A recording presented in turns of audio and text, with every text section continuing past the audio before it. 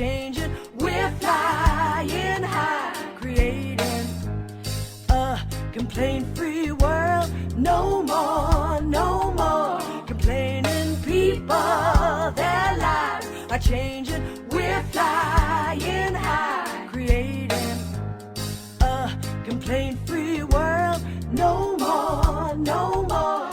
So today I want to talk with you about probably one of the most important things, and something that if you listen to me long enough, you're going to hear me talk about this a lot. And that is what I call forgiving. I didn't coin this phrase. That was actually Wayne Dyer said that forgiving is for giving.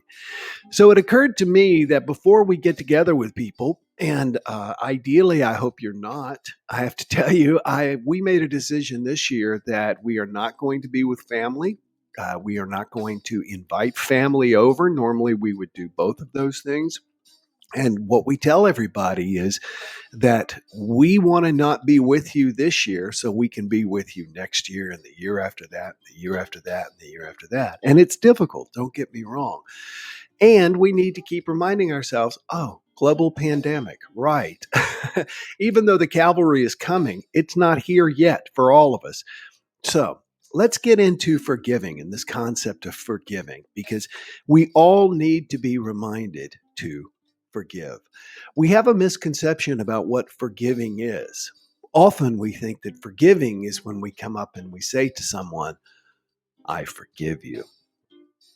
I remember when my mother should have gotten a medal having 3 boys and 3 angry, insecure, fighting boys. We were always fighting and causing problems, et cetera, et cetera, et cetera.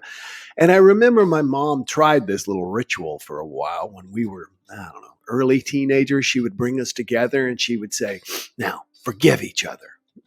And my brother, usually my brother Chuck and I would look at each other and we'd say, I'll forgive you, but I won't forget. I think we heard that in a movie somewhere, It's time to forgive and forget. And the character says, I'll forgive, but I won't forget. And it was just childish. And the same is true for us today. If you're still carrying resentments, you're being childish. You're being childish, not childlike. Childlike is good. Childish, petulant, not good. You want to release your resentment for other people. That is what forgiveness means. Take a second and think about this. Are there people, past, present, etc., individuals, groups, etc., that when you think about them, you get extremely upset? I wouldn't even take it extremely. I would say irritated. I would say you have a feeling inside your body that is not good. There are some people I've noticed in the past that when I think of them, my breathing gets super duper shallow. All right. That's letting me know that I've gone into fight or flight mode, which is in my mind, I want to fight this person or flee from ever having to deal with them again. So resentment is what forgiveness is all about. Forgiveness is never about, not necessarily, it's not about going up to somebody and saying, I want you to know I forgive you. In many ways, that's playing the martyr, and it is further trying to victimize the other person. I want you to know that even though your behavior hurt me so bad, I'm going to forgive you. You know why? Because I'm a good person. You who hurt me, bad person. That's what a lot of forgiveness has in it, all right? Forgiveness is an internal process. It is something that happens inside of you. It is turning off that negative reaction that you feel. It is about releasing your resentment. When you look up the definition of forgive, it literally means to release your resentment, to let it go. Decades ago, I came up with, and if anybody's got one, I think it would be amazing. I've still got several, this idea. It's called an apple a day. And it was 365 quotations on little pieces of folded paper inside of what looked like a crystal apple, but it was actually plastic. And We sold like 50,000 of these. That was my first motivational device or idea. I was 28 years old when I came up with this, 29. Anyway, the guy who was doing my printing then was the most resourceful, creative, fun person to work with. Absolutely loved him. And we worked together and created all kinds of projects. I also created a card game called Romantic Cards for couples to play. And he did all of my printing. And we figured out so many issues and challenges together because that's what happens when you try and do something that you've never done before. It's nothing but challenges and problems. Anyway, his parents passed, and he and his brother then were left with trying to reconcile the estate. Now, the estate was not huge. It was $500,000 or so, if I remember. Anyway, what happened was he and his brother began to fight over little things in it and wouldn't let it go and wouldn't let it go. And anything that was done seemed bigger than it should, et cetera, et cetera, et cetera. And as a result, they hired attorneys. The attorneys were constantly looking at issues to keep the clients riled up, which made more money for them. Takeaway from this is not only did they not split the inheritance, there was no inheritance. They ran it into the ground, and they both went bankrupt individually trying to fight over this. This is the kind of scorched earth that we do when we say it's the principle. The principle is let it go. Let it go. Forgiveness is releasing your own resentment. One of the things that here's a couple of things that I do. All right. Number one, when I'm trying to forgive someone else, what I try and do is remind myself that if I were just like them, I would act exactly like them. That's a very hard thing to get at first, but if you continue to remind yourself, if you had the same family, the same upbringing, the same genetics, you would be exactly the same way. And the other thing that I remind myself, whether I'm trying to forgive myself or another person, is if they would have known better, they would have done better. Let me say that again. If they would have known better, they would have done better. When I've looked back at mistakes I've made in relationships and things like that, and I read books on relationships and I'm like, oh gosh, I totally get that I was wrong there. It's so easy to then beat yourself up. And the thing is, it's like saying, come in here and play my drums. Well, I've never played the drums. What the heck is wrong with you? Why can't you play the drums?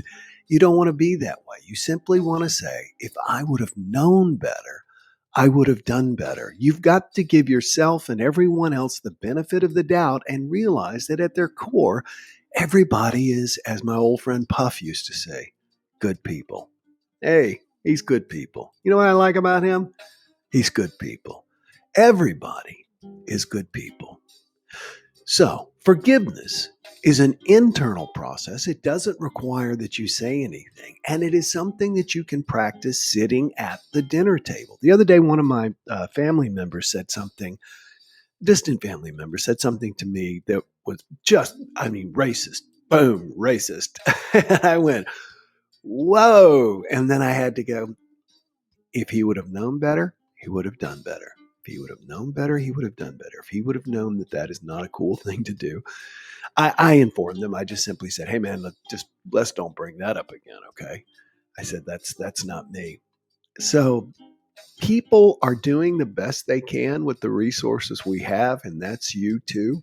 Unfortunately, we tend to hold everyone at a higher standard than we should, especially ourselves. And as a result, we're pretty miserable people. Why don't we just lighten up and forgive ourselves and forgive others? And as you're sitting there at the table, just release your resentment. Just see how chill you can be when somebody is asking you questions that are making you feel uncomfortable or making political statements when you feel like this is not the time to do it. Just continue to see how chill you can be inside, how relaxed. Challenge yourself. Make it a game. You know it's coming. You might as well play to win. And the final thing I want to remind you of forgiveness is that forgiveness is not a vaccination. So many of us are waiting for the vaccination, and those of us who are not waiting are talking about it. I went to see my chiropractor yesterday, who I really love. He has his undergraduate degree was in like immunology and bacterial. Anyway, he was telling me all about this and whether the vaccine was going to be safe and whether the vaccine wouldn't be safe and all this kind of stuff. And I said, look, by the time they get to giving it to me, all the people that are going to grow two heads or hair all over their body or whatever, they will have already figured that out because I am not old enough to get it. I'm not high risk, et cetera, et cetera. So I figure it's going to be a long time. But that's a vaccination we're all working for. Forgiveness, not a vaccination. What I mean is that I have forgiven my father thousands of times. And I still think about him sometimes and realize I have to release my resentment. If he would have known better, he would have done better. Forgiveness is a vitamin. It's not a vaccination. Forgiveness is a vitamin you take every single day.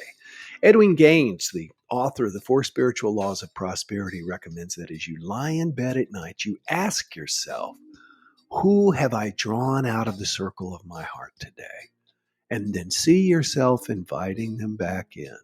This is not an easy process, but I'm here to tell you the people that go through life bitter, unhappy, skeptical, narcissistic, in my opinion, are often the ones who can't just cut themselves and other people slack. We all deserve it.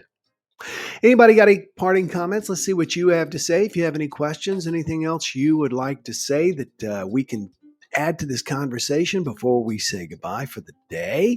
I'm going back and I see here that we have wonderful Wednesday from both Dominic and Juanita. Everyone else is frozen, says Lynn. Oh, that's why the people are only here from the South. We cannot have anyone outside of our home. Wow. Good to know, Elena. I'm glad to hear that.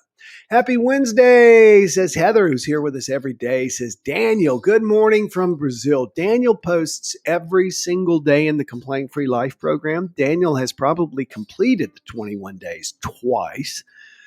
Daniel is an amazing guy. It's great to see you, Daniel. Hey, there's my good friend Daniel.